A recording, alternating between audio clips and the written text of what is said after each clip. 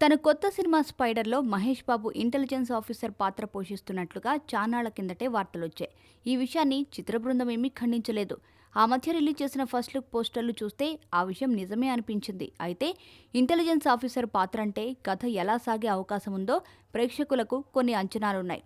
ఇదొక stylish action entertainer అయి ఉంటుందని భావిస్తున్నారు.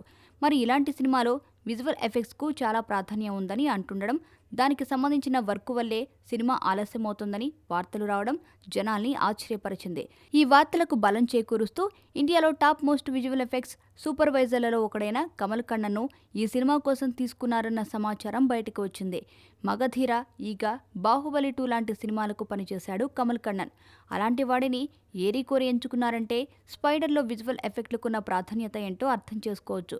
విజువల్ ఎఫెక్ట్స్ అనగానే ఫ్యాంటసీ టైపో సైంటిఫిక్ థ్రిల్లర్లను ఊహిస్తాం. అయితే స్పైడర్ ఆ తరహా సినిమా అన్న సంకేతాలేమీ ఇప్పటిదాకా బయటికి రాలేదు. దీంతో ఈ సినిమా ఏ జానర్ అనే విషయంలో జనాల్లో కన్ఫ్యూజన్ అంతకంతకు పెరిగిపోతోంది. ఈ నెల 31న సూపర్ స్టార్ కృష్ణ పుట్టినరోజు సందర్భంగా స్పైడర్ టీజర్ రిలీజ్ చేస్తారంటున్నారు. ఆ టీజర్ ఏమైనా సినిమా జానర్ విషయంలో హింట్స్ ఏమైనా ఇస్తుందేమో చూడాలి.